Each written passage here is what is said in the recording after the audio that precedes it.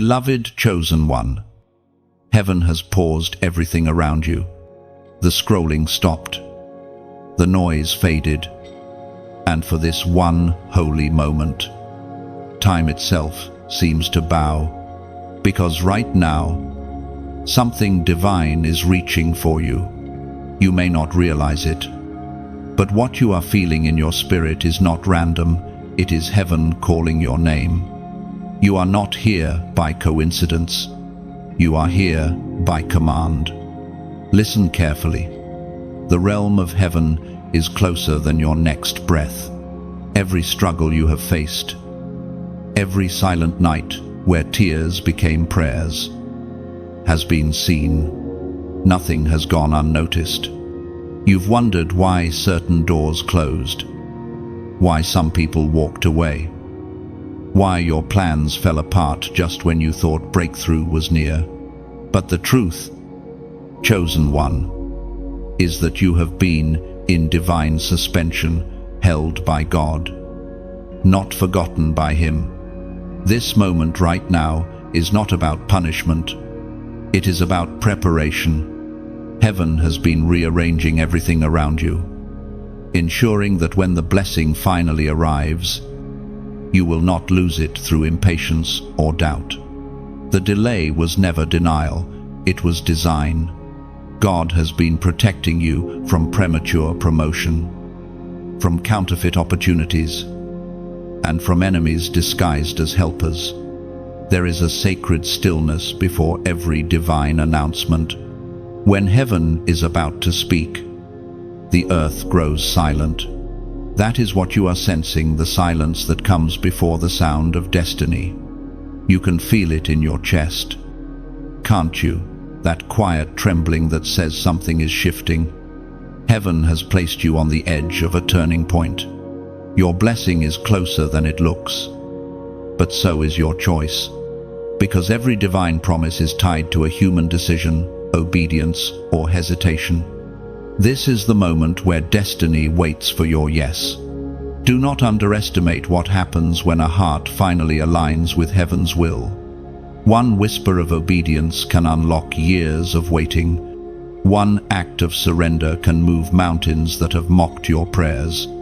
You've been asking for clarity, for confirmation, for a sign. Here it is. This message found you because heaven orchestrated it.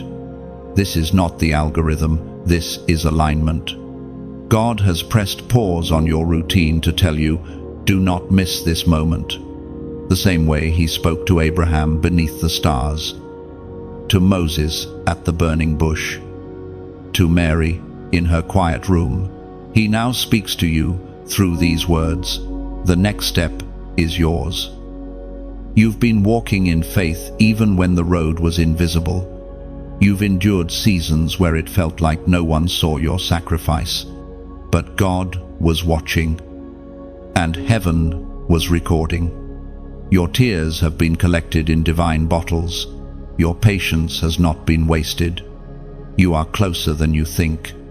The pressure you feel right now is proof that something powerful is about to break open. Do not let fear paralyze your choice. Fear has whispered lies that you are not ready, not worthy, not enough. But heaven contradicts every one of those voices. The truth is this: you were created for this very intersection. Destiny always demands decision. And when you choose to move in faith, heaven moves with you. The atmosphere is shifting around you. You can feel the weight of glory pressing into your spirit. The same God who parted seas and raised the dead is now inviting you to step forward, not later, not someday, but now. This is your hour to choose trust over hesitation, surrender over control, obedience over comfort, as was spoken in the sacred texts of old. In the book of Deuteronomy, chapter 30, verse 19, I have set before you life and death, blessings and curses. Now choose life, so that you and your children may live. Your blessing has been waiting. It has been prepared, wrapped in divine timing, guarded by angels, sealed until the moment your spirit would say, "Yes, Lord, that moment is here. The choice is before you. Heaven is watching, hell is trembling, and earth is holding its breath. For the unseen realm leans in when a chosen one awakens. Every force of darkness recognizes when divine destiny stirs within a human heart. The sound of your surrender echoes beyond time itself. Heaven celebrates. Angels rise, and creation stands witness that faith has spoken louder than fear. So, if your spirit bears witness that this message was meant for you, if you can feel the weight of purpose stirring in your chest, do not scroll away. Pause. Honor this moment. Type 777 inches, the comments as a prophetic act, declaring, "I choose obedience." Then, like, share, and subscribe, not out of routine, but as a sign that you are stepping into agreement with heaven's call.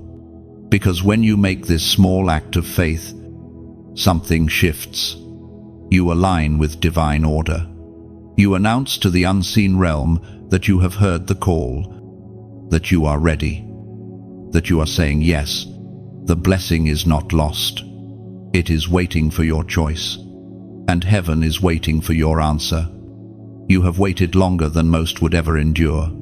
There were seasons when nothing made sense, when the heavens felt silent, when prayers seemed to fall into an empty sky, when you wondered if God had forgotten your name. Yet even in the silence, something holy was taking shape. What you called delay, heaven called development. What felt like distance was actually divine design. The truth, chosen one, is that heaven was never late.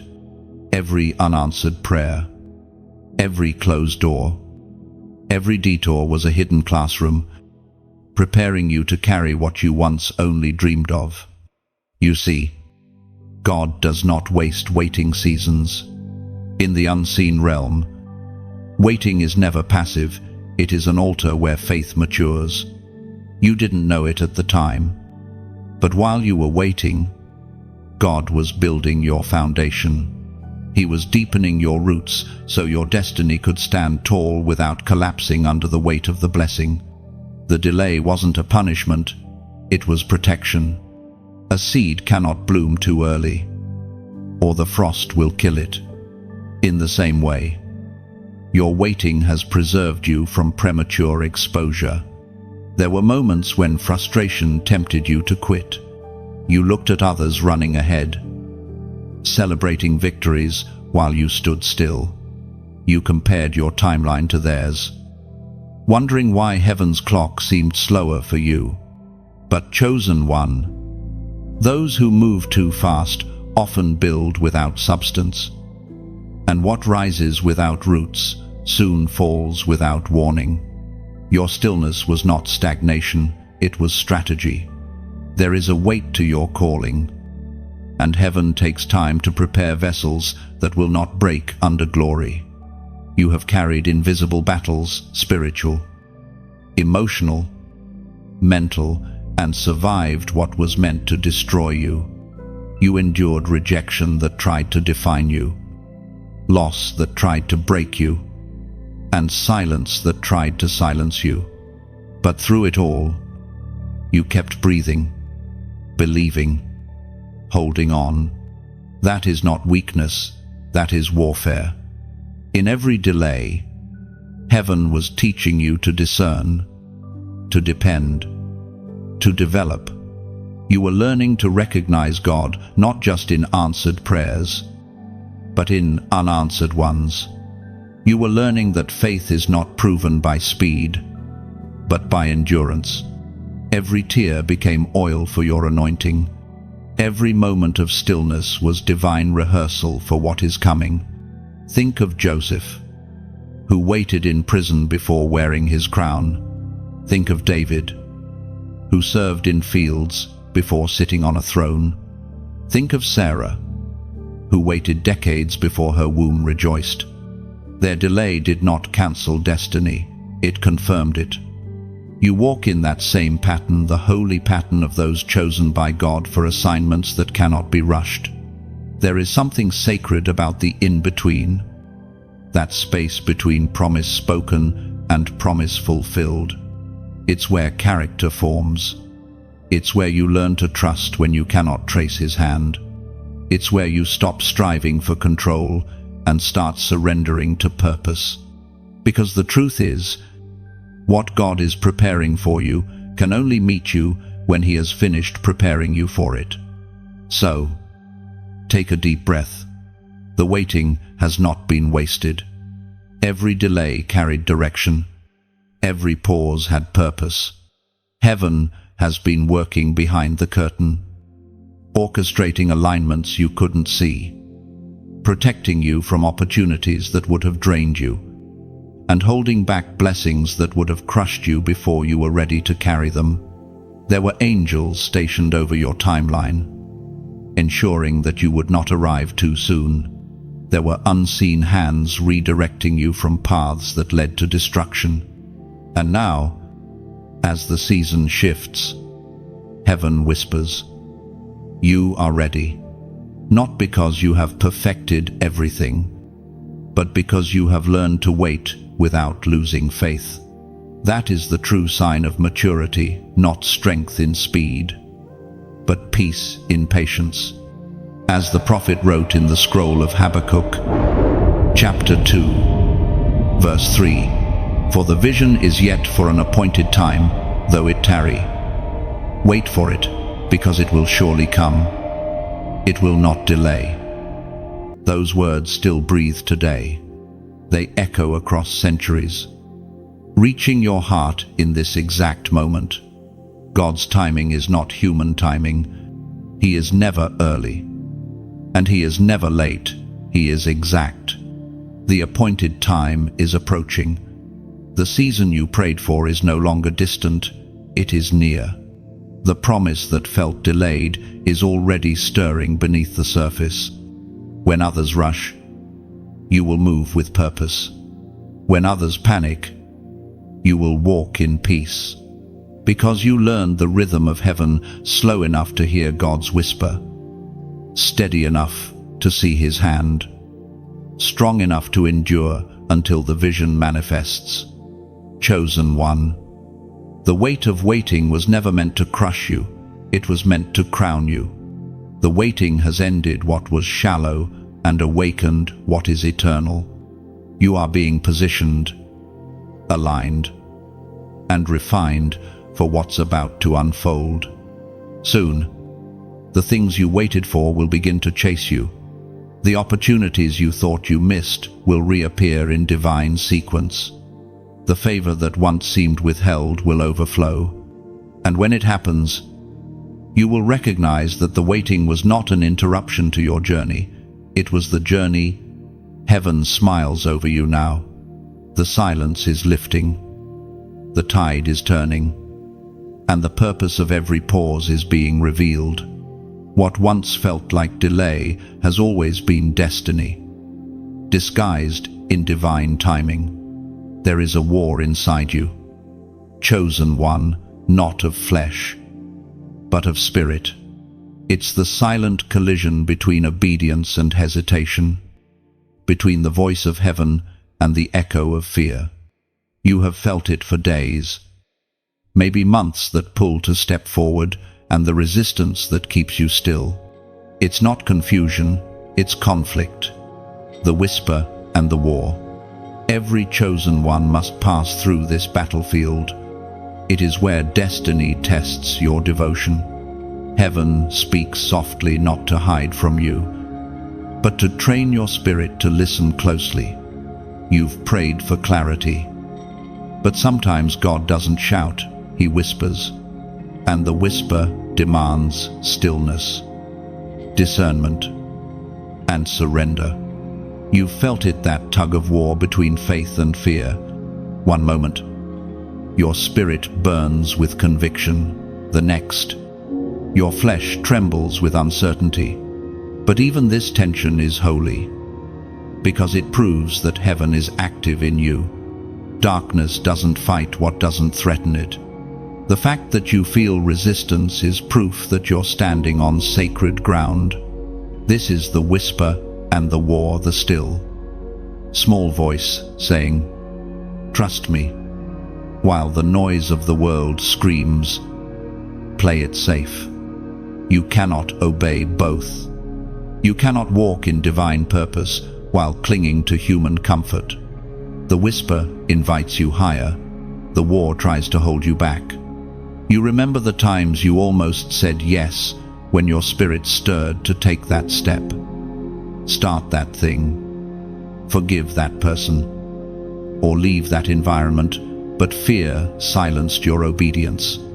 Yet even then, God didn't withdraw. He waited. Heaven does not rush the process, because God's purpose for you is not fragile. He knows that when you finally yield, you'll move with power that cannot be stopped. Every great story in Scripture began with a whisper followed by war. Noah heard the whisper to build when there was no rain. Abraham heard it to leave when there was no map. Esther heard it to stand when there was no safety.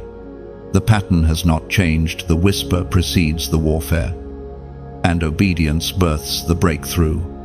As the voice of God thundered in the book of Exodus, chapter 14, verse 15, "Then the Lord said to Moses, 'Why are you crying out to me?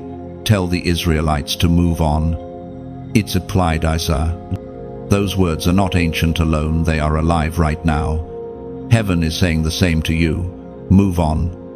Stop crying over what ended. Stop rehearsing the pain of delay.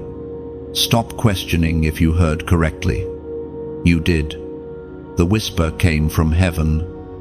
And this war is proof of its importance. The moment you decide to act in obedience, everything begins to align. The angels assigned to your path activate. The resources you need begin to find you. But until you act, heaven waits. Not because God is cruel, but because obedience is the currency of the supernatural. You have carried potential long enough. The time of hesitation has expired. The blessing that was waiting in section 1 and the preparation that molded you in section 2 have now brought you here, the intersection where revelation demands response. The whisper is calling your name again. Move. The war will not disappear when you decide. It will intensify. But take courage. Obedience attracts divine defense. When you move with heaven's army behind you.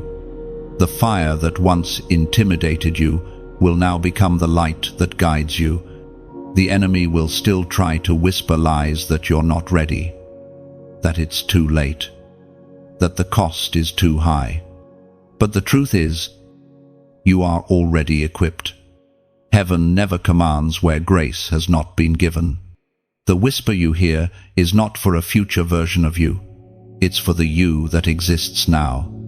There will be no perfect moment, no clearer sign, no safer time. The whisper is your signal. The hesitation you feel is the final resistance before breakthrough. Every delay has led you here to this holy decision point where the only step left is faith itself. The war will not win if you keep listening to the whisper. Remember, faith doesn't always roar. Sometimes it's a quiet decision in the dark that shakes eternity. And that's exactly what you're being called to make, not a public gesture, but a private obedience that will rewrite your story. Now, chosen one, pause for a moment. Feel the weight of this truth. The same God who whispered the stars into being is whispering your next instruction. Do not let fear drown that voice. The whisper carries more power than every shout of the enemy combined. If your spirit hears it. If you know this message was meant for you, declare your agreement in faith. Comment, I move. Let those 2 words be your covenant, your public declaration that you will no longer live in hesitation. When you type it, do not do it as a social act, do it as a spiritual one. Because that act is not just typing, it's testifying. It's a signal to heaven that you have heard, that you will obey, that the whisper will not go unanswered. The war ends the moment you move. You were never forgotten. Though it felt like heaven's silence was abandonment, it was always intimacy in disguise. The unseen realm has been closer than you realized. Every sigh you released, every tear that fell quietly on your pillow, was recorded in eternity. There is not a single cry that vanished into emptiness. Each one rose like incense before the throne of God. You thought you were invisible, overlooked, dismissed, but heaven never turned away. When others misunderstood you, God understood you perfectly. When they left, He remained. When they mocked your faith, He whispered your true name, not the one written by men, but the one known only in heaven. You were never forgotten. Chosen one, you were hidden. And there is a difference. Hiddenness is not punishment. It is protection. You have been concealed like a seed beneath the soil, unseen, but not unused. Everything that grows must be buried before it blossoms. The dark season was not your ending, it was your germination. While the world thought you were finished, heaven was preparing your emergence. The hidden season was your sanctuary. God removed you from places that could not hold your destiny. He hid you so your anointing would mature before exposure. He allowed silence so your discernment could sharpen. When the world sees nothing, God sees everything. Roots stretching, faith strengthening, patience perfecting. You were being prepared for visibility without vulnerability, influence without compromise. How many times did you whisper, God, where are you, only to hear nothing? That silence was not absence, it was strategy. You see, when a teacher gives a test, they stop talking. The silence was God's way of seeing what you would do with what you already knew. He trusted you with stillness to see if you would still stand. And you did. There is beauty in being unseen for a while. In the shadows, God taught you to depend on His approval more than human applause. He stripped away the addiction to recognition. You learned to pray without posting, to serve without reward, to worship without witness. And in that secret place, you became dangerous because you no longer need validation to obey. The world chases spotlight. Heaven values shadows. It is in the shadows that kings are shaped, prophets are refined, and warriors are trained. You have been in that place, the sacred obscurity, where heaven whispers secrets too costly for public ears. And soon, those whispers will become your weapon. We are reminded through the writings of David in the Psalms. Chapter 56, verse 8, You keep track of all my sorrows. You have collected all my tears in your bottle. You have recorded each one in your book. Those ancient words are proof that your pain was never wasted. Every sorrow was documented. Every disappointment was redeemed. Heaven has been building a record not of your failures, but of your faithfulness. Nothing escapes the notice of the one who called you. Even now, as you read this, heaven is shifting your status from hidden to heralded. The season of obscurity has fulfilled its purpose. You have passed tests that others could not see. You have loved when it wasn't returned, prayed when it wasn't easy, and believed when evidence was gone. That's what it means to be chosen to keep walking when the path disappears beneath your feet. You've been prepared for visibility not as a trophy, but as a torch. God did not forget you because he needed you forgotten for a while, so when you rise, no man can say they made you. Every opportunity that opens now will be proof that favor, not favoritism, raised you. Every platform you step on will carry the fragrance of hidden worship, not human ambition. Do you see it now? You were never behind. You were being built. The years that seemed lost are being restored in acceleration. What you thought was delay was alignment. Heaven was weaving a story that could only be written through your perseverance. You are remembered not merely in heaven's mind, but in its plan. Your name has been spoken in divine councils. The moments you endured quietly have been echoed loudly in eternity. The God who watched you in silence is now ready to reward you in sight. So walk forward without resentment.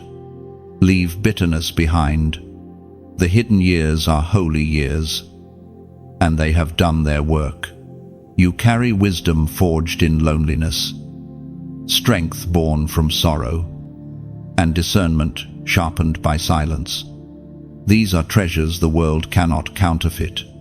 Chosen one, you were never invisible to heaven. The delay was not desertion. The silence was not rejection. You were engraved in divine memory all along, written in light upon the palms of his hands. And now, the one who hid you will reveal you, not for your glory, but for his. Every destiny reaches a moment of testing, that trembling intersection between what feels safe and what is sacred. You have arrived there. Chosen one, you stand where obedience feels heavy. Yet the weight of disobedience would be heavier still. This is the test before the turn, the quiet battlefield where heaven measures the truth of your trust. You can almost sense it, that invisible line between comfort and calling. Cross it, and everything changes. Stay behind it, and life repeats its cycles of almosts and maybes. God never forces you across, he invites you. He places before you a path that looks uncertain to the eye, but radiant to the spirit. And, at this very point, faith must become action. The test before the turn often comes disguised as contradiction. You pray for open doors, and God asks you to knock on walls. You ask for increase, and he teaches you to give. You seek clarity, and he sends quiet. You want direction, and he asks for surrender. But these are not rejections, they are refinements. Heaven is not withholding, it is watching to see whether you trust the giver more than the gift. You see, obedience is rarely convenient. It often feels like building an ark in a desert, or walking on water while the waves mock your steps. Yet obedience is the key that opens divine timing. Every act of surrender writes a new line in the story heaven has been composing through you. According to what is revealed in the book of Proverbs, chapter 3, verse 5, trust in the Lord with all your heart, and lean not on your own understanding. Those words are simple but demanding. They ask you to close your eyes to logic and open them to love, the love of a God who sees the road ahead when you cannot. You've already passed many unseen tests, but this one is pivotal. It is not about how much you know, but how deeply you trust. The test before the turn feels like walking blindfolded on a narrow bridge over deep water. The fear of falling tries to paralyze you. Yet the bridge only appears under your feet when you take the step. That is how faith works. You don't wait for evidence, your movement becomes the evidence. Heaven builds the road beneath your obedience. But let's be honest, sometimes that obedience costs. It costs comfort, convenience, control. It asks for patience when you'd rather push, generosity when you'd rather keep, faith when you'd rather see. Yet the very things that cost you are the things that crown you. The test you're facing is not punishment, it's promotion disguised in discomfort. Sometimes, chosen one, the test comes through people, those who misunderstand you, doubt your call, or take your kindness for weakness. Sometimes it comes through silence, when heaven seems to step back just to see if you will still step forward. But each moment of testing sharpens your discernment, teaches your spirit to trust the unseen, and reveals your readiness for responsibility. And as you walk through this, remember, you are not alone. There are many who walk the same narrow road of faith, their hearts burning with the same quiet courage. Together, we form a living temple of obedience, each act of faith a brick of light, each sacrifice a song of trust. If these words have found you, if they stir something inside your soul, pause and breathe. What you are feeling is heaven confirming that this message is not mere speech, it's seed. And when seed falls on good soil, it grows. So I invite you, with humility and love, to water that seed. If this message has spoken life to you, consider helping it reach others who are waiting for their own whisper of hope.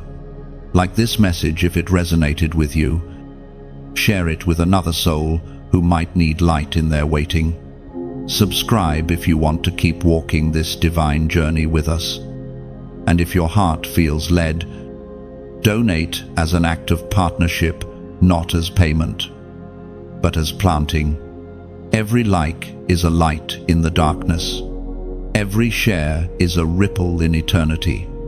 Every donation is a seed sown into the soil of transformation, helping these messages find the broken, the weary, the almost lost. You're not just supporting a voice, you're sustaining a vision, one that reminds every listener that heaven still speaks. The test before the turn is not about money, or fame, or approval. It's about movement. Will you step when heaven says step? The same faith that leads you to give is the faith that leads you to grow. What leaves your hand never leaves your life. It returns multiplied, pressed down, shaken together, and running over. Chosen one. The fire is not to burn you, it's to brand you with purpose. When you emerge from this test, the world will see what heaven has always known. You were built for obedience, destined for breakthrough, and refined for divine release. There is a sound that heaven recognizes, the sound of surrender. When a heart whispers yes to God, something moves in the unseen. The angels take their places, doors begin to unbolt, and time itself starts to rearrange. Chosen one, that sound has just been heard from you. Because when your yes finally left your lips, heaven answered with motion. You may not see it yet, but everything is shifting. The same walls that stood for years are now beginning to crack. The spiritual weight that pressed on you is lifting. Why? Because your obedience unlocked the next level. Your yes was not a word, it was a key. And the moment you used it, chains began to fall in places you can't yet see. Obedience is not loud. It doesn't need applause. It is quiet power, a silent revolution that begins in your spirit and echoes through heaven. You didn't just agree with God, you aligned with Him. The instant you did, acceleration began. The waiting season started to loosen its grip, and divine momentum took over. Your yes changes everything. Heaven always waits for agreement. God never forces destiny. He invites it. He gives the instruction. And when you respond, creation responds with you.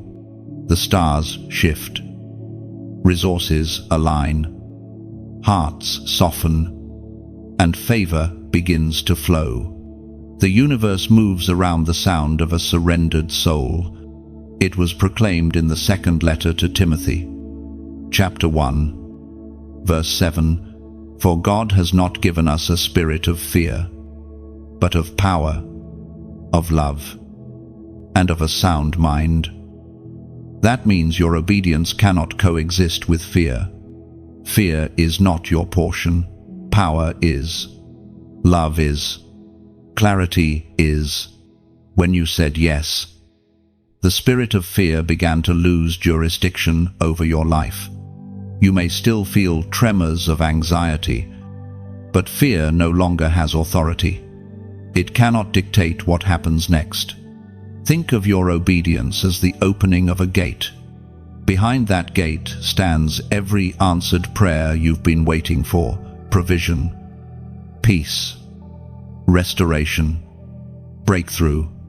But the lock was never on heaven's side, it was on yours. The moment your heart turned the key of surrender, heaven rushed forward to meet you. Now, everything begins to align with purpose. People you lost suddenly make sense. They were never part of the next chapter. Doors that refused to open no longer frustrate you. They were divine boundaries, not punishments. Even your failures are now fertilizer, preparing the soil for your next harvest. You have entered a season of divine movement. It may start small, almost invisible, a sudden peace in your chest, a new idea, a conversation that feels perfectly timed, but these are signs that the gears of heaven are turning. The blessing that once felt distant is now unfolding step by step. Do not underestimate the power of this yes. In the spiritual realm, obedience is currency. It buys clarity, unlocks provision, and activates protection, while the disobedient must strive. The obedient simply flow. You will notice things that used to require struggle now come with ease. What you used to chase will begin to find you. Your yes did not only move heaven, it silenced hell. The enemy loses his grip when a believer chooses obedience over fear. Every lie he whispered about your future is now invalid. Every delay he orchestrated collapses under the weight of your surrender. It is written, "Resist the devil, and he will flee from you." You have resisted not by shouting, but by obeying. Your obedience is warfare. It declares that God's will is final in your life. It is your loudest form of worship, the kind that terrifies darkness. This is where faith becomes rhythm, not reaction. You are no longer waiting for permission to move forward. You are moving in divine synchronization. The flow of heaven will carry you where striving never could. Your steps are ordered now. Your atmosphere is clearing. You are walking under open skies. Look around your life with new eyes. Things may still look ordinary, but something extraordinary is moving beneath the surface. The invisible is becoming inevitable. The very ground beneath you is pregnant with miracles, waiting for the moment you continue walking in obedience. Chosen one, your yes has activated angelic motion. The doors are opening because heaven has heard you. Keep your eyes fixed on the unseen, because what's coming next will confirm what your spirit already knows. The waiting was not wasted. and your obedience was not ignored. Now, take this moment and seal it. Let your spirit respond. If you can feel the shift, if you know your yes has been heard in heaven, then make it visible on earth. Type 888 inches, the comments. Do it not for attention, but as an act of agreement, as a prophetic number of new beginnings and divine alignment. Every number typed becomes a declaration that you choose to keep saying yes. You are telling heaven, I will continue to obey, no matter what it costs. When you do, angels record it. Heaven marks it. The story continues, because your yes has unlocked the next, and the journey has only just begun. You are not just walking toward a blessing, you are carrying one. Inside of you lives a promise older than time, spoken before your first breath, sealed before your first failure.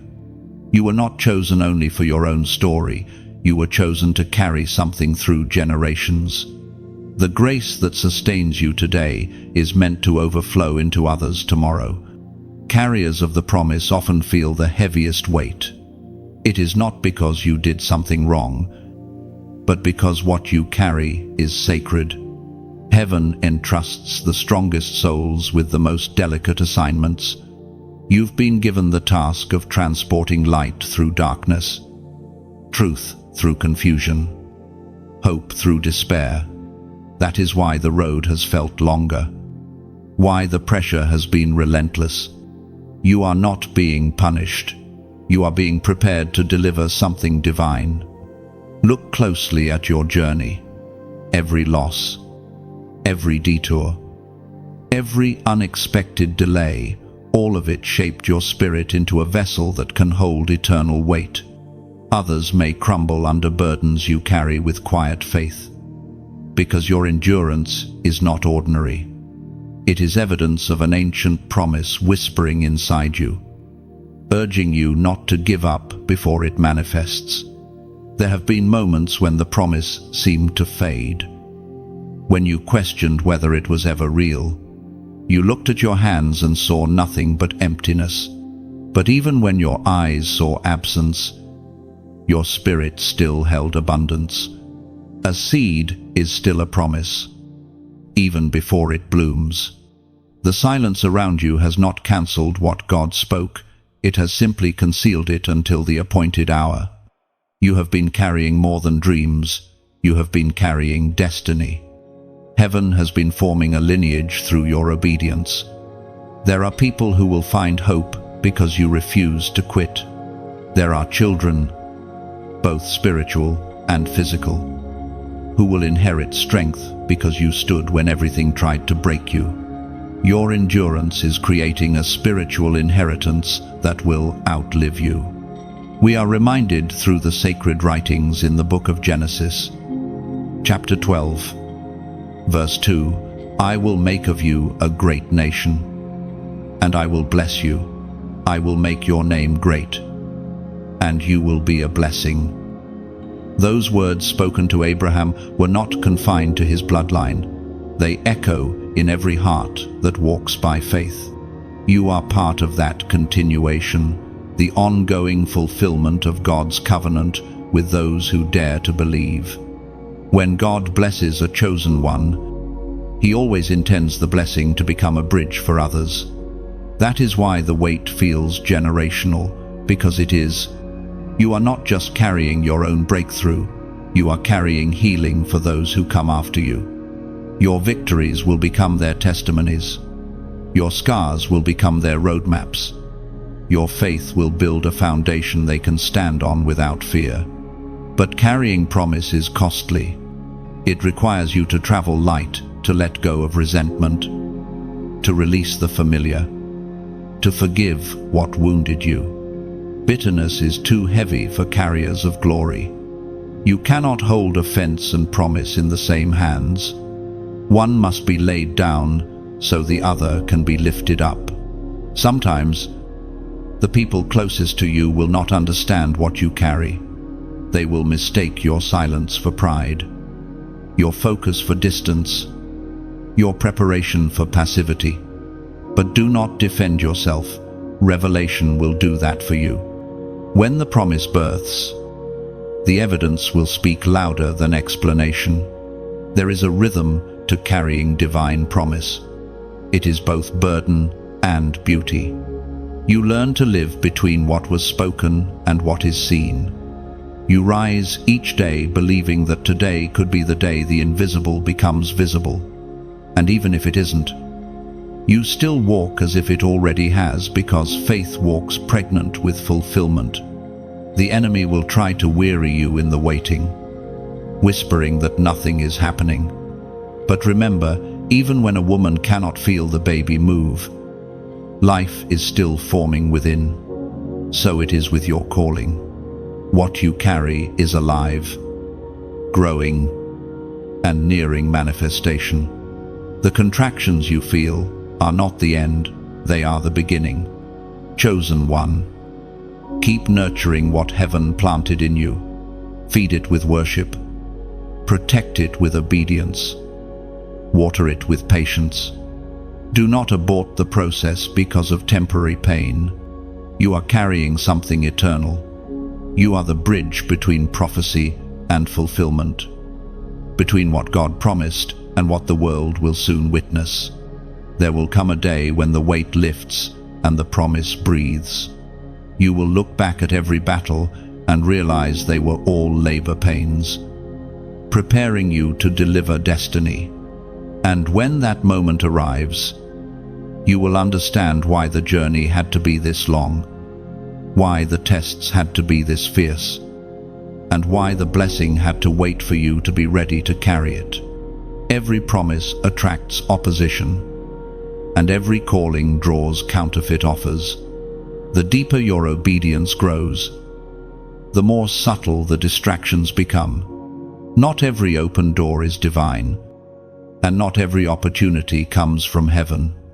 The enemy has studied your longing, your pace, your progress, and he knows how to imitate what you've prayed for. That is why discernment becomes your greatest armor in this season. The counterfeit door never announces itself. It looks right, feels right, and often arrives at the perfect time just when you're weary of waiting. It mimics blessing but lacks presence. It offers comfort but drains purpose. It promises advancement but hides entanglement. And if you move too quickly, if you mistake imitation for invitation, you may trade eternal alignment for temporary applause. There will always be a counterfeit before the genuine. It was so in Eden, where the serpent offered counterfeit wisdom. It was so with Israel, who demanded a counterfeit king before God's chosen one arose. It was so when Jesus was tempted in the wilderness, offered counterfeit glory in exchange for compromise. The pattern remains unchanged because human impatience remains predictable. You, chosen one, stand at a delicate crossroads between the authentic and the imitation. You have learned to recognize God's voice, but now you must also recognize His silence. For not every good thing is a God thing. Sometimes the greatest act of faith is waiting long enough to distinguish between the two. The counterfeit door often flatters. It tells you what you want to hear, feeds your pride, assures you that the hard road is unnecessary. It invites you to bypass process, to shortcut the season of preparation, to reach the throne without touching the cross. But every crown without a cross will collapse under its own weight. Heaven does not elevate without first purifying. You will know the counterfeit by its cost. The true door demands surrender. The false one indulges comfort. The true path deepens peace. The false one feeds anxiety. The genuine blessing multiplies love. The counterfeit magnifies ego. Discernment is not the ability to detect evil. It is the ability to distinguish almost right from completely right. Heaven speaks clearly through the words in the book of Deuteronomy, chapter 32, verse 4. He is the rock. His works are perfect, and all his ways are just, a faithful God who does no wrong. Upright and just is he. Those words remind you that anything imperfect in motive, unjust in method, or faithless in nature cannot be from him. God's works are whole. His ways do not rely on deception. When something requires you to hide, lie, or hurry, it is not from heaven, no matter how beautiful it appears. The counterfeit door is often dressed in urgency. It demands you to act now before praying. Decide quickly before discerning. It uses time as pressure rather than revelation. But the true door waits. It stands firm because it knows it belongs to you. What God opens, no man can shut, and what he has for you will never require panic to possess. Discernment grows in stillness. The more you rest in God's presence, the easier it becomes to sense the false. Lies lose their power in the light of intimacy.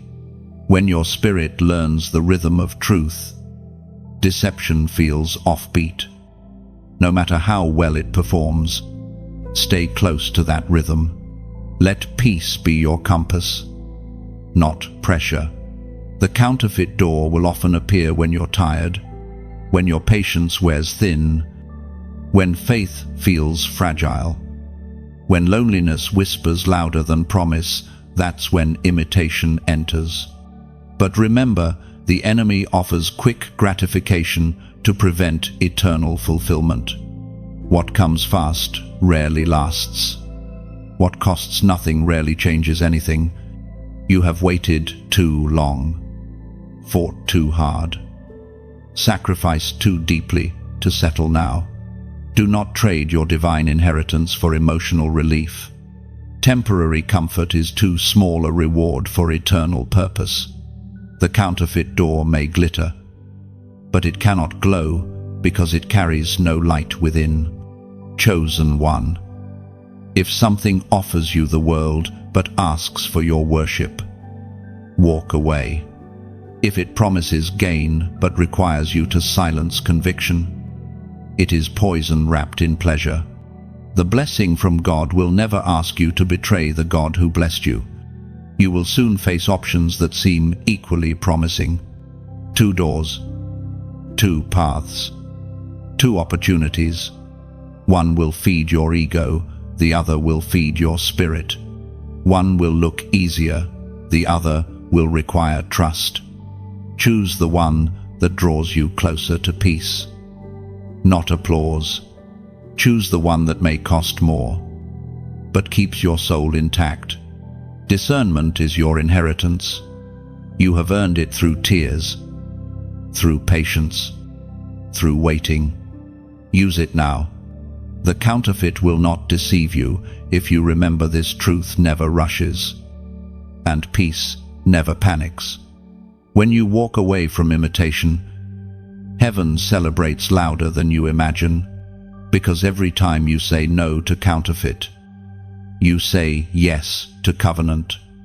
And what waits behind the true door will prove worth every refusal. Heaven's silence is not neglect, it is testing ground for loyalty. When God seems quiet, He is watching what your heart does in the absence of reassurance. Anyone can praise during clarity, but only the loyal remain steady during silence. This is the proving season. Chosen one, the moment where your devotion is measured not by what you feel, but by what you choose. The loyalty test is sacred. It reveals the difference between loving God's hand and loving His heart.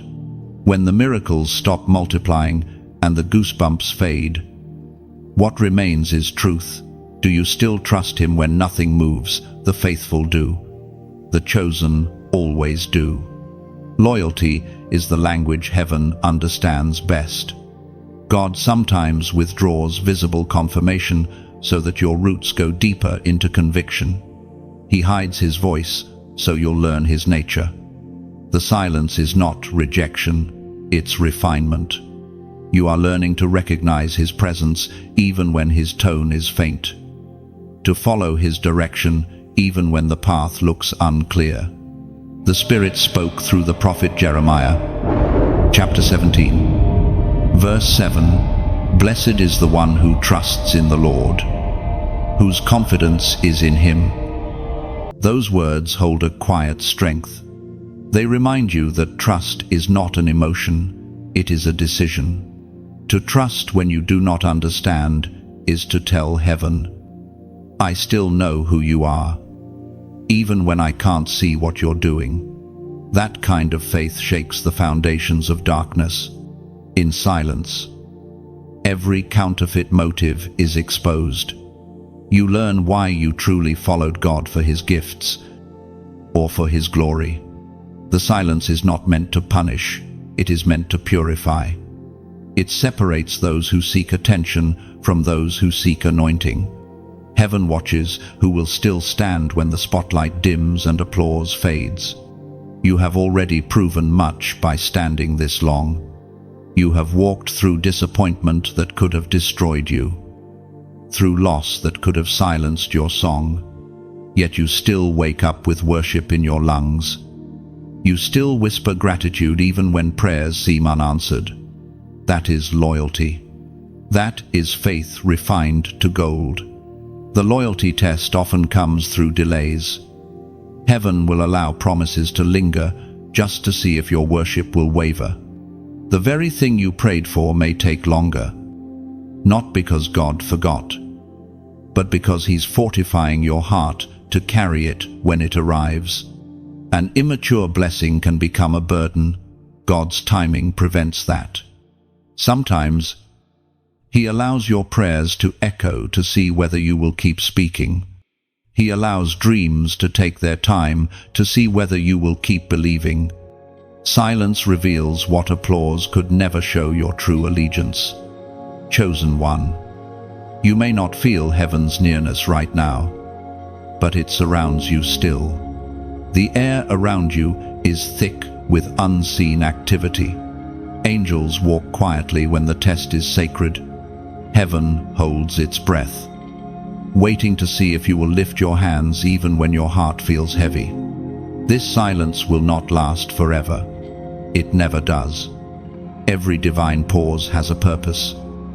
Every hidden moment, a heartbeat. What seems still is not stagnant, it's sacred incubation. God is shaping outcomes behind the curtain while testing faith on the stage. Do not confuse absence with abandonment. Even when the teacher is silent, the teacher is still in the room. Heaven's quietness is the space where you prove that love still outweighs logic. When your loyalty remains unshaken, when you keep choosing obedience even when you can't feel reward, the heavens begin to tremble with anticipation, because the test is ending and promotion is near. Every saint who ever carried glory first carried silence. Job sat in ashes before restoration. Hannah wept in waiting before her womb was filled. David hid in caves before wearing a crown. You walk that same narrow road, and heaven records every step. Do not despise this season. It is purifying your motives, deepening your dependence, sharpening your sight. Soon, what is quiet will turn into confirmation. The silence that feels empty now will soon overflow with answers. You are proving that your faith is not for sale, that your devotion cannot be manipulated by comfort. When heaven finds loyalty that does not need a miracle to survive, it releases miracles without measure. Now, if this message resonates within you, if you feel the weight of silence but still choose to trust, make a declaration of faith in the comments. Comment, "Still I trust." Let those 3 words echo as your covenant with heaven. Write them not to impress, but to imprint. Every still I trust written below becomes a spark in the unseen, a signal to heaven that you refuse to bend under silence. It tells the angels, my loyalty remains. And when heaven sees loyalty proven in quietness, it responds with revelation. The silence breaks, the season turns, and the faithful are found ready. You have walked through shadows, through silence, through storms, and still you stand. What you may not realize, chosen one, is that your endurance has unlocked something in heaven. The mantle of obedience is descending upon you, a robe woven not with fabric, but with faith. Every thread is made of your yes, every stitch of your sacrifice. Heaven does not clothe the untested. Robes of authority are given only to those who have walked through the fire and refused to bow. Your obedience, though costly, has created a fragrance that rises to God as worship. It is not the size of your platform that moves heaven, but the purity of your posture. The mantle you carry now is invisible to most, but undeniable in the spirit. It carries weight, the kind that cannot be faked. It shifts atmospheres when you walk into rooms. It makes darkness uncomfortable. You were refined in hidden places so you could carry power without pride. As Jesus himself declared in the Gospel of Matthew, chapter 25, verse 21, well done, good and faithful servant. You have been faithful over a few things. I will make you ruler over many things. This is what your obedience has prepared you for: rulership through humility, influence through integrity. Heaven rewards faithfulness, not fame. And the one who saw your quiet yes is now expanding your reach. Think of obedience as a river. It begins small, a single trickle of surrender, but as it flows, it deepens and widens until it becomes a current strong enough to carry generations. You are that river now, flowing through the dry lands of your family line, washing away curses, watering futures, bringing life where there was drought. The mantle of obedience also functions like armor. Each act of surrender forms a new layer of protection around your spirit. That is why what once wounded you no longer pierces as deeply. You've been fortified. You've learned to let peace guard your heart instead of pride defending it. But this mantle is not for display, it's for service. Obedience always leads outward. You were blessed to be a blessing, healed to bring healing, taught to become a teacher. The same voice that whispered to you in secret now calls you to shine that light in dark corners of the world. And this is where we walk together. Every message, every word spoken through this space is a vessel, a lamp carrying flame. When you share these words, you extend that flame. You become a torchbearer. When you support the message, you help it reach another soul standing where you once stood, between fear and faith, waiting for a whisper. So, if these words have stirred something holy within you, if they have reminded you that obedience still matters, then I ask, humbly and sincerely, to keep this flame alive. Like this message, not for numbers, but as a silent amen. Share it as an act of compassion, allowing someone else to find their direction through your obedience. Subscribe if you want to continue walking this divine journey, not as a follower, but as part of a remnant rising in unity. And if you feel led, donate not out of obligation, but as worship. Every offering is a seed that multiplies in unseen soil. It helps these words flow farther, reaching the broken, the weary, the ones who almost gave up. Your generosity becomes oil for this lamp. Every contribution, no matter how small, adds fuel to the light that refuses to go out. Some may never stand on a stage or hold a microphone, but through giving, they preach with their kindness. Through sharing, they evangelize without a word. Through simple acts, they partner with heaven. Your obedience has already begun to ripple.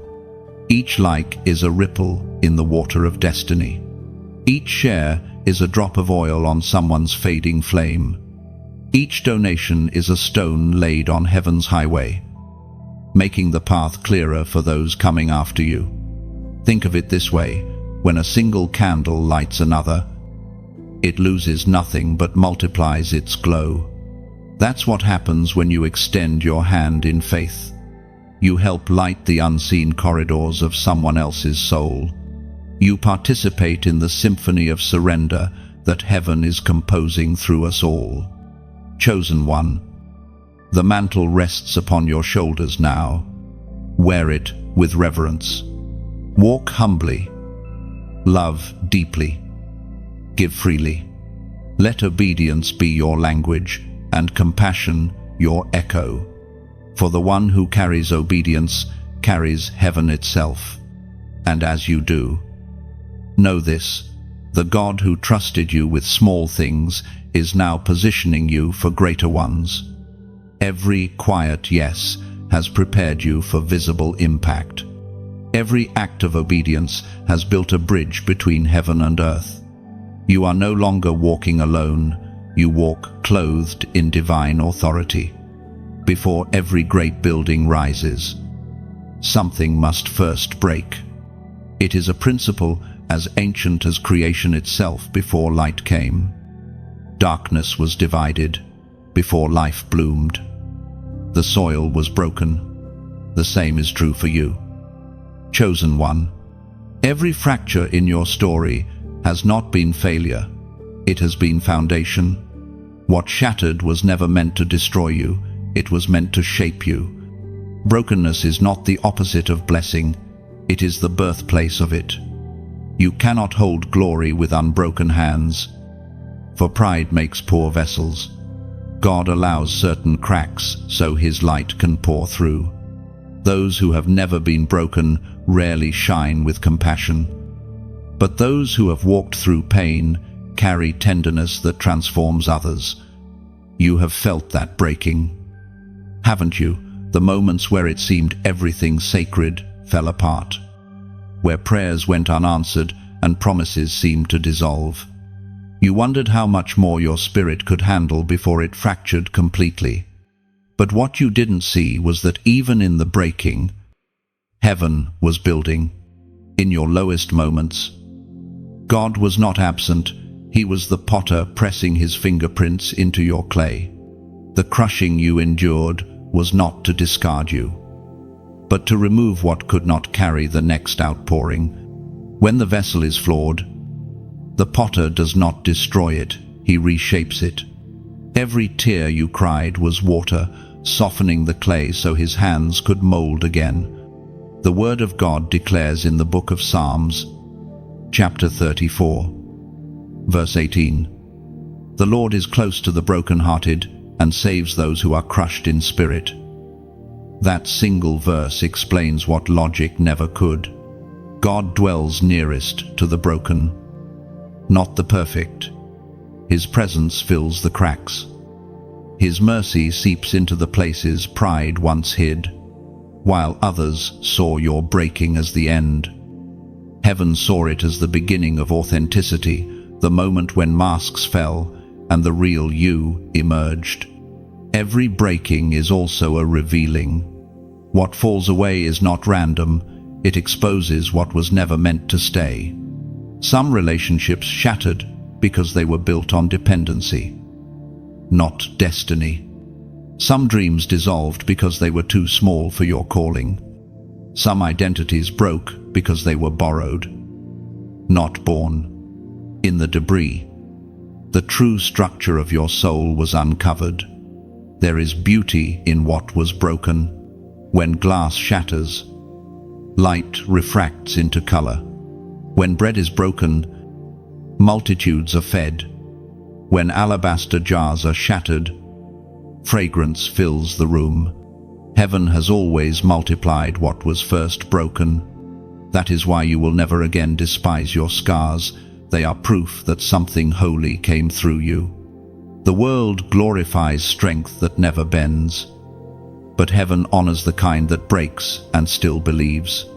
You have become soft clay in divine hands, flexible, teachable, strong enough to be reshaped again and again without losing essence.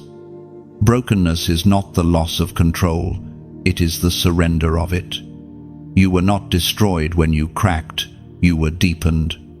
The pain widened your capacity for empathy, for discernment, for love. Where you once judged quickly, now you understand gently. Where you once demanded answers, now you rest in trust. The breaking gave you language for others' pain, a tongue fluent in compassion. Do you see the pattern now? The breaking is always followed by building. After storms come clear skies. After pruning comes fruit. The pain that once blinded you has become the lens through which you see purpose more clearly. Nothing was wasted, not the losses, not the betrayals, not even the silence. Each piece of your past is being refitted into a cathedral of grace. And now, heaven begins to lay new stones on the ground you once called ruin. The foundations are deeper because they are watered by tears. The walls are stronger because they were built with humility. The structure rising now will not collapse as before, for it has been tested by fire and proven by breaking. You are becoming a sanctuary, not a monument of perfection, but a dwelling place of presence. The light that shines from you now carries warmth, not performance. The fragrance that follows you carries healing, not pride. Those who encounter you will sense peace before they even hear your words, because you carry the residue of redemption, chosen one. The breaking was not betrayal, it was blueprint. Heaven only breaks what it intends to rebuild stronger. So lift your eyes from the rubble. The sound you hear now, faint but steady, is the sound of new construction. God is not finished with you. He is laying glory where there was once grief, strength where there was once sorrow.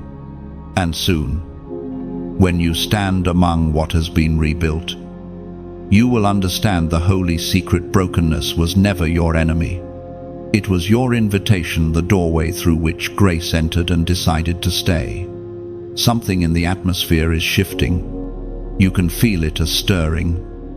A quiet vibration in your spirit that tells you something long delayed is finally moving. This is not imagination. It is alignment. Heaven is orchestrating what eyes cannot yet see. You, chosen one, have reached the prophetic crossing, the point where obedience and divine timing collide. Every step you took in faith, every prayer whispered in exhaustion, every tear that watered your waiting, they have all led to this moment. The heavens have been calculating your timing with precision. Destiny does not rush, but when it arrives, it accelerates. That is where you stand now, between the last breath of delay and the first breath of fulfillment. The crossing is not loud. It rarely comes with thunder or applause. It arrives in stillness, disguised as peace. You simply wake up one morning and realize that what used to feel heavy suddenly feels light. The fear that once paralyzed you no longer has power. The confusion that once clouded your sight has cleared. Heaven has quietly moved you forward, and you didn't even notice when the shift began. As was spoken in the sacred texts of old, In the book of Joshua, chapter 3, verse 5, consecrate yourselves, for tomorrow the Lord will do amazing things among you. Those ancient words breathe again now. The crossing always begins with consecration, with a cleansing of heart, a renewal of focus, a willingness to let go of what no longer aligns. You cannot carry yesterday's weight into tomorrow's wonder. To cross over, you must travel light. You've already felt heaven asking you to release things, certain habits, relationships, mindsets. They've grown too small for where you're going. You can't fit through the narrow gate while clinging to old patterns. What you release in faith now will make room for miracles later. The river before you will not part for hesitation. It opens only for obedience. Every crossing requires courage. The water always looks deeper than your faith feels. But the same God who brought you to it will bring you through it. Just as the priests in Joshua's day stepped into the Jordan before it parted, your obedience must touch the water first. Movement precedes miracle. When heaven sees motion, it responds with manifestation. There is power in transition. What feels like uncertainty is actually transformation. The discomfort you feel is birth pain, not punishment. The shaking around you is proof that the old season cannot contain the new. Heaven is stretching you, enlarging your capacity for blessing. You are stepping from endurance into inheritance. And yet, as you cross, the enemy will whisper one last time, "What if you fail again? What if it doesn't work this time?" But you will not listen. Because this crossing is not about your strength, it's about His promise. God never calls you to water He hasn't already walked across. This is the moment where you trust that unseen hands are steadying your steps. The same presence that parted the Red Sea now walks beside you. The same voice that called Lazarus out of the tomb is calling your purpose out of dormancy. Everything that was dormant is awakening. Everything delayed is aligning. You are crossing over. Look back once more. Not in regret, but in gratitude. Every valley prepared you for this mountain. Every silence trained you to recognize His whisper. Every disappointment taught you to depend on His direction. Nothing was wasted. The past is no longer your prison, it has become your passport. You're not escaping it, you're being elevated through it. This moment is holy. The air around you feels charged because heaven is leaning in. The river is parting. The promises that seemed unreachable are now standing on the other side, waving for you to come closer. You are not waiting for breakthrough anymore, you are walking into it. But to mark this crossing, you must respond in faith. Let your action become your altar. Declare it publicly in the spirit realm that you are stepping out of delay and into destiny, out of fear and into fulfillment. Type 444 inches, the comments, as a prophetic act. It represents divine stability and the establishment of promise. When you write that number, do it as a declaration, not decoration. You're telling heaven, "I am crossing over." You're telling your past, "You cannot follow me here." You're telling the unseen, "My season has shifted." Each 444 becomes a stone of remembrance, a marker in the digital Jordan that says, "Here I crossed. Here I believed. Here heaven moved." It is not superstition, it is symbolism, an outward sign of inward faith. Chosen one, the waters are moving. The wind of transition is blowing softly now. Step forward. Do not hesitate. The land before you is ready. The promise is ripe, and heaven is watching the miracle unfold with joy. You are no longer standing at the edge, you are walking through the middle. By the time you reach the other side, you will see it clearly. The delay was not denial. It was divine choreography. And the dance has only just begun. Rest, the word itself, feels foreign after so many battles, doesn't it? For so long, you have lived in survival mode, waiting, watching, warring, wondering when the pressure would lift. You've been faithful through storms, obedient through confusion, patient through delay. And now, heaven whispers a new command, one you may not recognize because it feels too gentle. Rest in the refiner's hand. You are not being asked to quit, you are being invited to trust. Rest is not inactivity, it is confidence in divine activity. It is the stillness that comes when you finally believe that God is working even when you cannot see how. It is the holy exhale after years of holding your breath. The refining has not ended, but its rhythm has changed. What once burned now only warms. The fire remains, but its purpose is different. You are no longer being purified to survive, you are being polished to shine.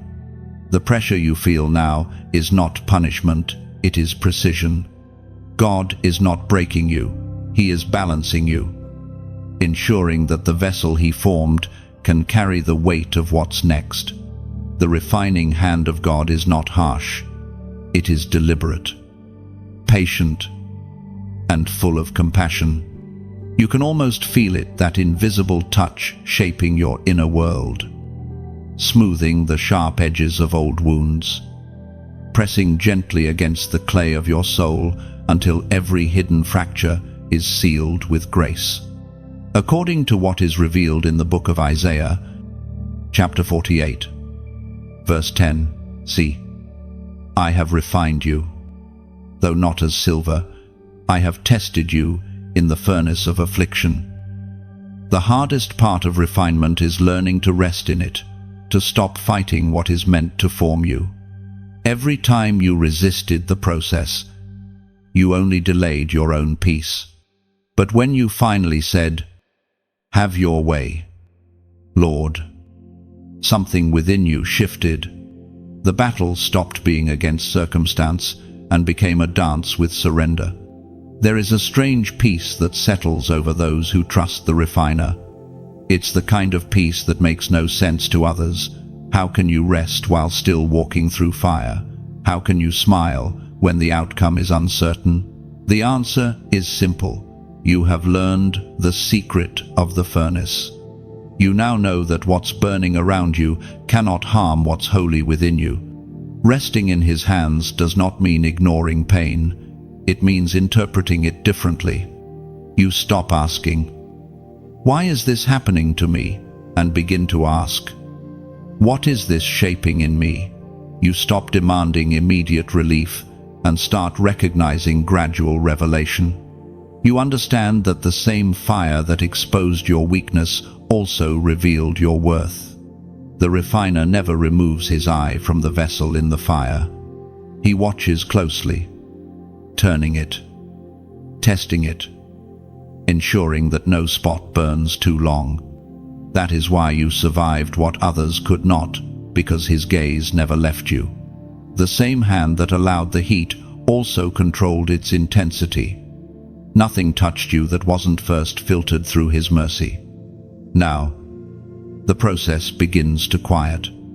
You're entering a different kind of strength, not the kind that fights, but the kind that stands. You no longer need to prove your endurance. Your scars already testify. You don't have to explain your faith. Your peace preaches louder than words. The refiner's hand has done its work. The metal of your soul gleams, resilient yet soft, strong yet surrendered. This rest is not retirement from purpose, it's readiness for promise. You have learned to live from stillness instead of striving. The frantic need to fix everything has dissolved into trust. The exhaustion that once clouded your clarity has lifted. You see now that rest was not the reward for obedience, it was part of obedience all along. In this holy pause, you begin to hear again. The same voice that called you into the fire now calls you into peace. You realize that the presence of stillness is not emptiness, but fullness, the awareness that nothing is missing, nothing is wasted, and nothing is beyond redemption. The refiner's hand still holds you, but the pressure has changed to peace. The same touch that once reshaped you now reassures you. You have become a living reflection of his patience. Others will see your calm and call it strength, but heaven will smile, knowing it's simply surrender. Chosen one, you have reached the stage where being still is your greatest weapon. Rest does not mean the fire is gone, it means you've learned to live within it without fear. The process that once exhausted you has now equipped you. You no longer dread the refiner's hand, you trust it. So, breathe deeply, rest fully. You are safe in the shaping. The same hands that held you through the flame will lift you into fulfillment. You are not fragile clay anymore. You are refined gold, radiant, resilient, and ready for revelation. There is a rhythm returning to your life, not the frantic pace of survival, but the steady pulse of restoration. You can feel it, can't you? The sense that what was taken is quietly finding its way back to you. Not in the same form, but in a higher one. This is not luck or coincidence. This is divine recompense. Heaven has remembered what the enemy tried to erase. The return of restoration is not simply about getting things back. It's about receiving them redeemed. What was once broken is returning whole. What was delayed is arriving right on time. What you lost in sorrow is being restored in strength. God never gives back what was taken. He always multiplies it. Restoration is heaven's way of saying, I saw what you endured, and I will not let pain have the final word. There are seasons in life where it feels like everything falls apart, relationships dissolve, opportunities vanish, confidence fades. You begin to think the story has ended, but divine restoration is the plot twist of grace. It rewrites endings that the enemy declared final. It takes what was meant to bury you and turns it into the ground where new life blooms. You may not have noticed it yet, but recovery has already begun. Small signs are appearing, a conversation that heals an old wound, a new door opening in a place you had stopped looking, a peace returning where anxiety once ruled. These are the gentle fingerprints of restoration. Heaven rarely rebuilds with noise, it rebuilds with nuance. The ancient words recorded in the book of Joel, chapter 2, verse 25, declare, I will restore to you the years that the locust has eaten. Those words hold power beyond time. They are not poetic sentiment, they are divine decree. Heaven specializes in time recovery. The years you thought were wasted, the silent seasons, the missed chances, the heartbreaks are being redeemed. God doesn't just replace what was lost, He restores what time seemed to steal. Restoration doesn't always look like the past coming back. Sometimes it's something entirely new, born from the ashes of the old. You may never return to who you were before the storm, but that's the point. You are being restored, not reset. The pieces of your past are being rearranged into a stronger structure, one that can hold glory without collapsing. Look closely at your pain, not to relive it, but to recognize its purpose. The moments that wounded you also widened you. Every scar became an entry point for grace. Every disappointment became a doorway for redirection. Heaven never wastes suffering, it repurposes it. The path that once seemed to lead to ruin has become the very road of your redemption. You are beginning to see justice unfold, not revenge, but divine rightness. The same hands that allowed loss are now orchestrating return. People who doubted your endurance will soon witness your restoration. They will see joy where there was sorrow, laughter where there were tears, growth where there was emptiness. And you will not need to explain. The evidence will speak. Restoration often begins quietly, because heaven rebuilds foundations before facades. You might still be walking through unfinished rooms of your story. But listen carefully, there is the sound of hammer and stone in the distance. Angels are working on your behalf, setting the final pieces in place. What has been hidden will soon stand complete. Do not rush this season. Restoration requires patience. What God is rebuilding is not fragile, it's eternal. Let Him take His time. For every delay is perfecting the design. If you could see what He sees, you would understand why the process had to unfold this way, measured, precise, unshakable. As your heart heals, gratitude begins to bloom in places you thought were barren. The tears that once represented grief now represent awe. You find yourself thanking God not only for what returned, but also for what didn't, because some things that left were never meant to stay. Restoration includes removal, and even that is mercy. Your story will become a testimony of return, not of possessions or titles, but of peace. The real restoration is happening inside you. The confidence that left during battle is coming home. The faith that wavered is standing again. The hope that flickered is burning bright. You are being restored from the inside out. And soon the outward will reflect the inward. Chosen one. Restoration is not compensation, it's coronation. You are not getting back what was lost. You are stepping into what was promised. The weight of despair is lifting. The echo of pain is fading. And the melody of renewal is playing softly beneath the surface of your days. Soon you will look around and realize that the wilderness you wandered has blossomed. The very ground that bore your tears now yields fruit. You will stand beneath skies cleared of storm and understand every loss was leading you here. Every broken piece has become part of a masterpiece. The return of restoration is not coming, it has already begun. The air around you is different now. You can almost feel it humming with holy electricity, the charge of destiny fulfilled. The long night is over, and dawn has come quietly, stretching its golden fingers across the horizon of your soul.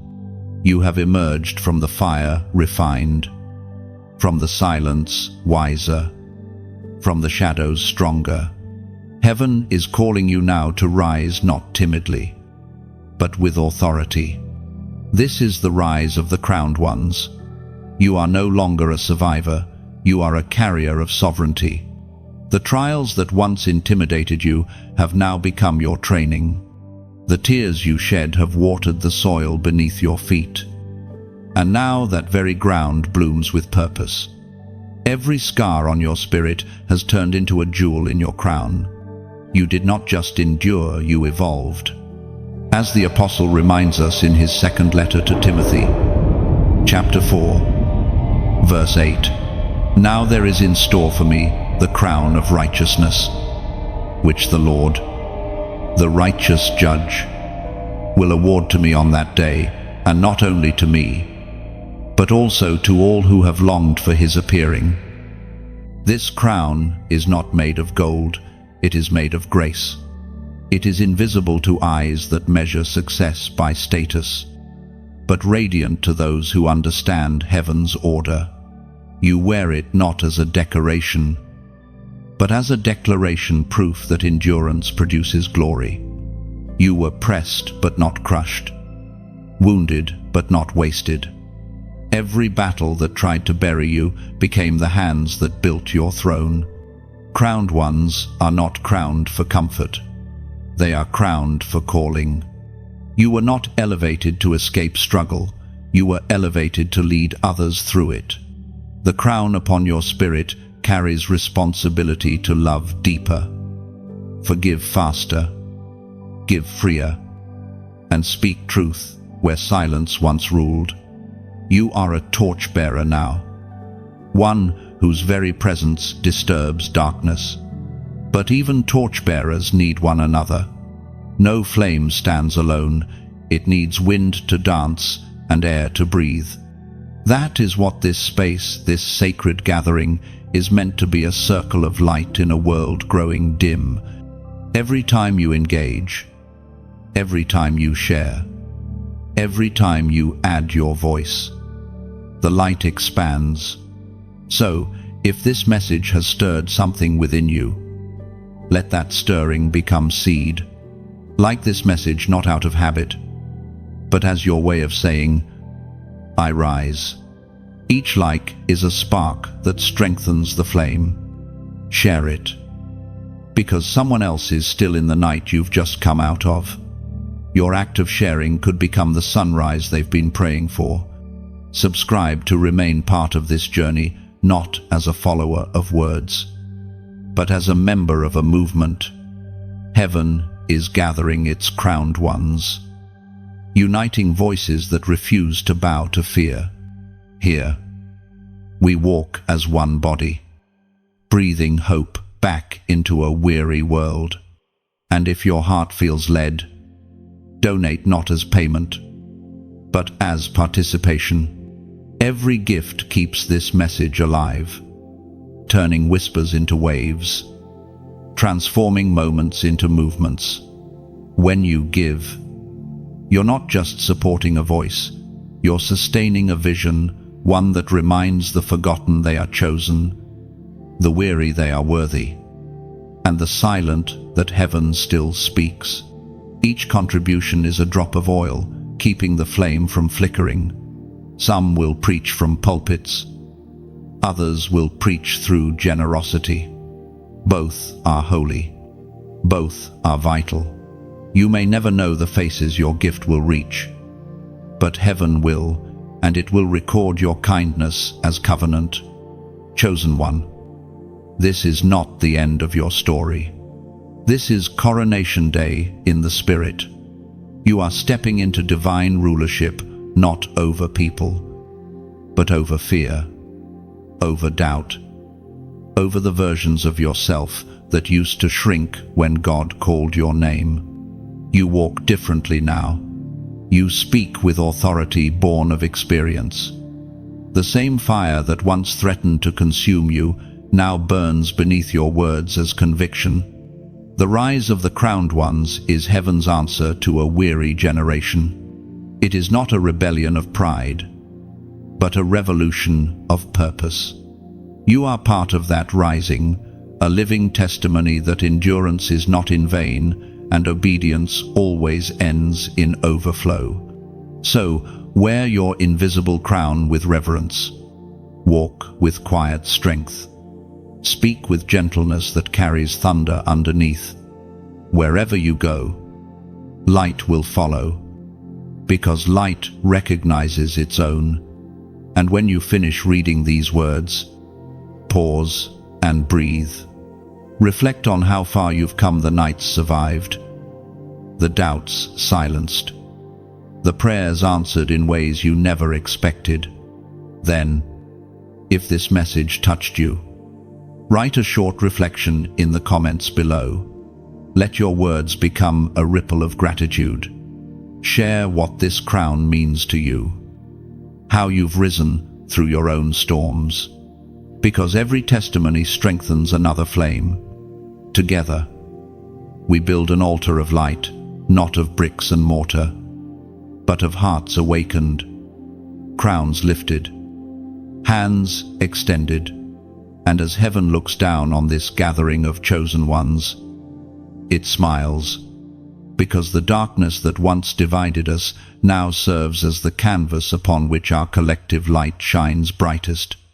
You are crowned, beloved, not someday, not when you're perfect, now.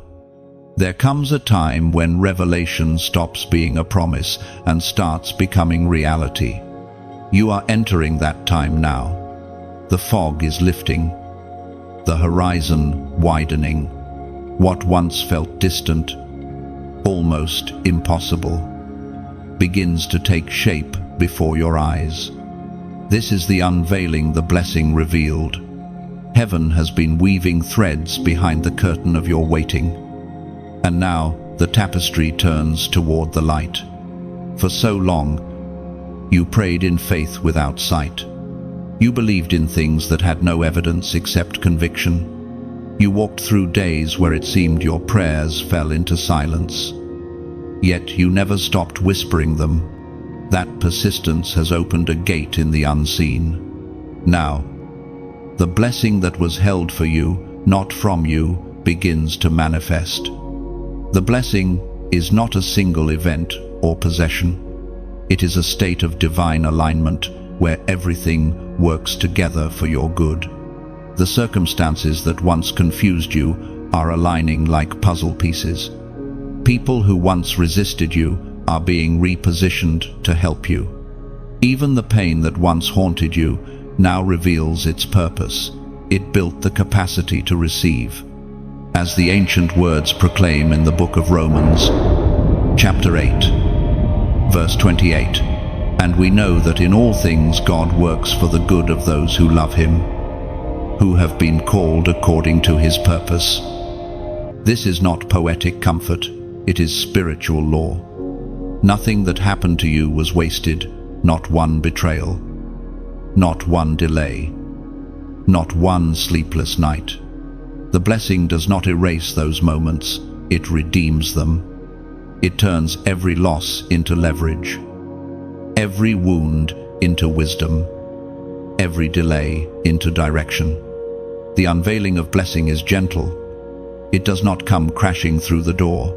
It slips quietly into your days. Suddenly, what used to feel heavy becomes light.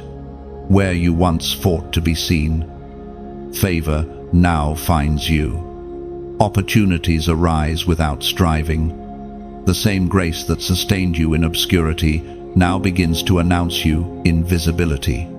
The blessing, chosen one, is not just around you, it is within you. You have become what heaven designed, a living testimony of endurance turned into elevation. The glow others notice is not luck, it is evidence.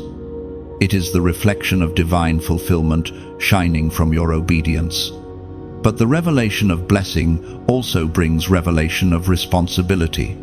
You are not blessed merely to enjoy, you are blessed to embody. The gift was never meant to stop with you.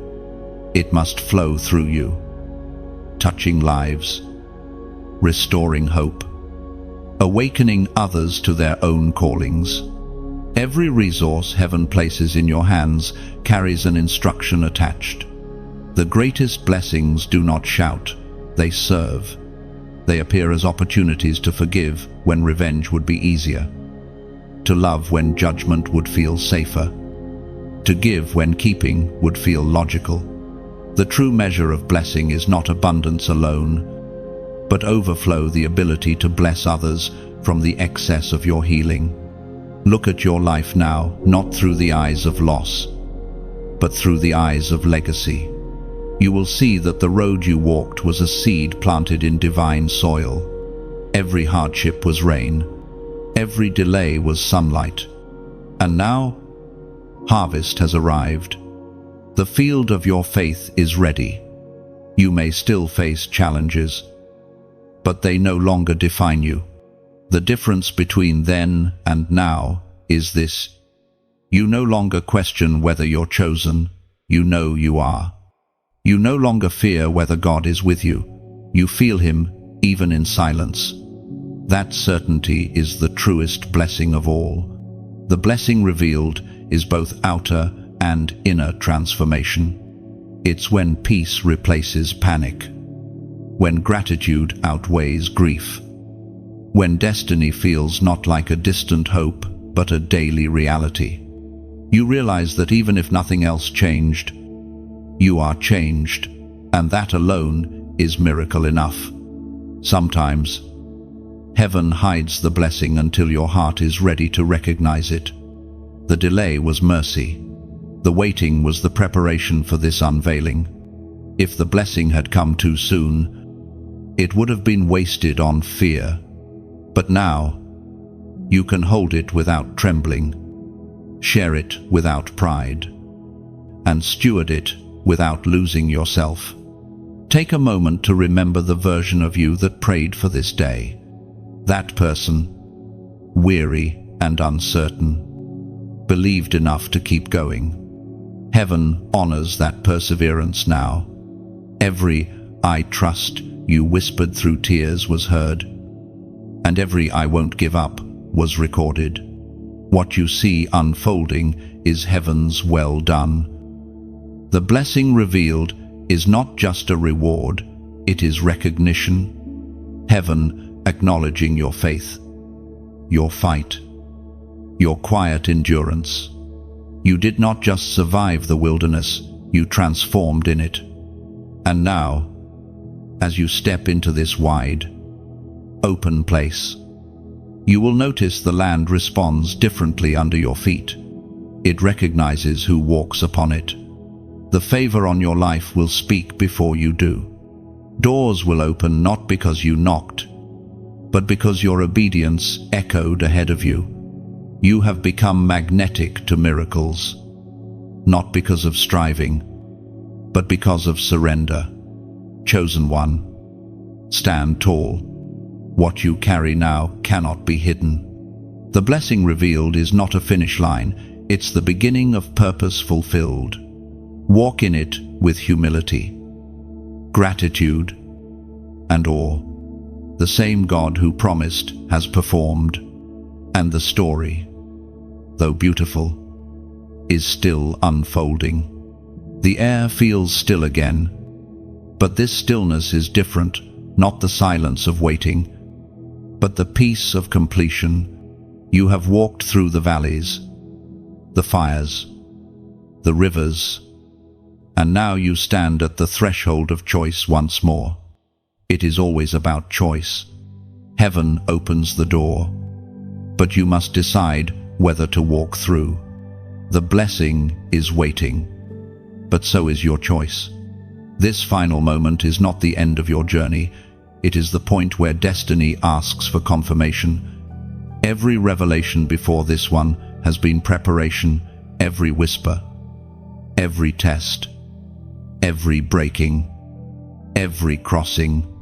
You have been transformed from seeker into steward, from wanderer into witness. But heaven will never force your next step. Divine love never manipulates, it invites. The same pattern that began in Eden still echoes here before every new level of glory. A choice stands guard. Adam chose, Abraham chose, Esther chose, Jesus himself chose, and now, chosen one. The question rests on your heart. Will you keep saying yes when the path leads into the unknown again? You know the rhythm by now. Every time you obey, new light floods the road ahead. Every time you resist, the light pauses not to punish, but to preserve. God waits until your will aligns with His wisdom. That is the sacred dance of destiny partnership, not puppetry. It was written in the book of Deuteronomy, chapter 30, verse 16. For I command you today to love the Lord your God, to walk in obedience to Him, and to keep His commands, decrees, and laws. Then you will live and increase. And the Lord your God will bless you in the land you are entering to possess. That command is not a burden, it is a map. It shows the path to sustained blessing. You are standing before that land you are entering to possess. But the gate opens only to obedience, not ambition. The next chapter of your story will not be written by chance, but by choice. The power of free will is both a gift and a weight. It means that heaven's intention waits for human agreement. It means that destiny is not automatic, it is activated. The angels stand ready. The provision is in place. The promise is ripe, yet nothing moves until you choose to move. You've learned by now that obedience is not always glamorous. It rarely looks like triumph. It often feels like trust in the dark. But you also know the fruit it bears: peace, clarity, joy that doesn't depend on circumstances. The road of surrender may be narrow, but it leads to wide open spaces of freedom. This moment, quiet as it feels, carries eternal significance. You stand between what was and what will be. Every part of your story converges here. The pain that once defined you now refines you. The lessons you learned in loss now guide you in gain. The faith that once trembled now stands firm. You are no longer the same person who began this journey. Heaven watches not for perfection but for posture, the heart inclined toward obedience. The spirit willing to follow even when the map is blank. You do not have to know every step. You only have to take the next one.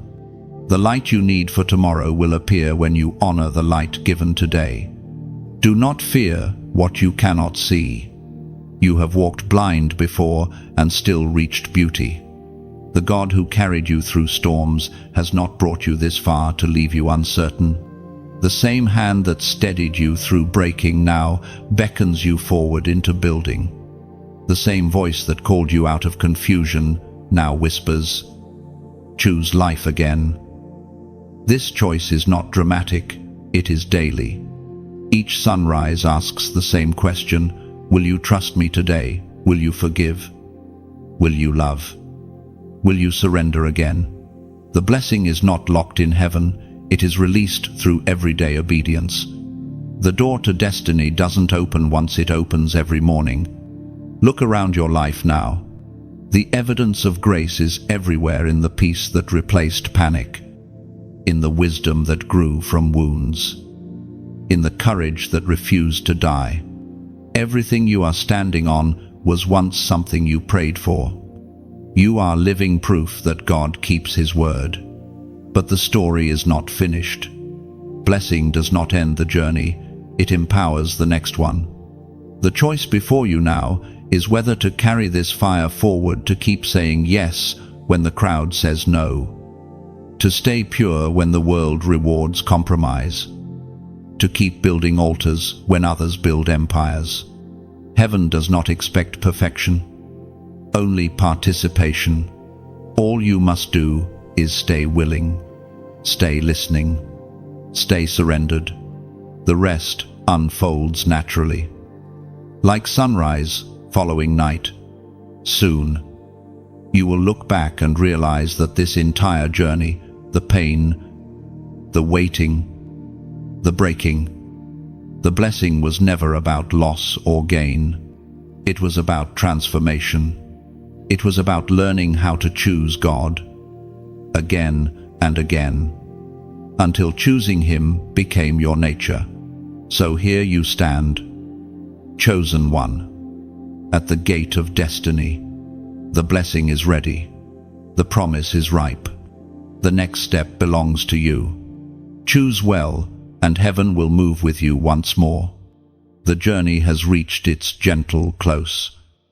But endings in heaven's language are never conclusions, they are commencements.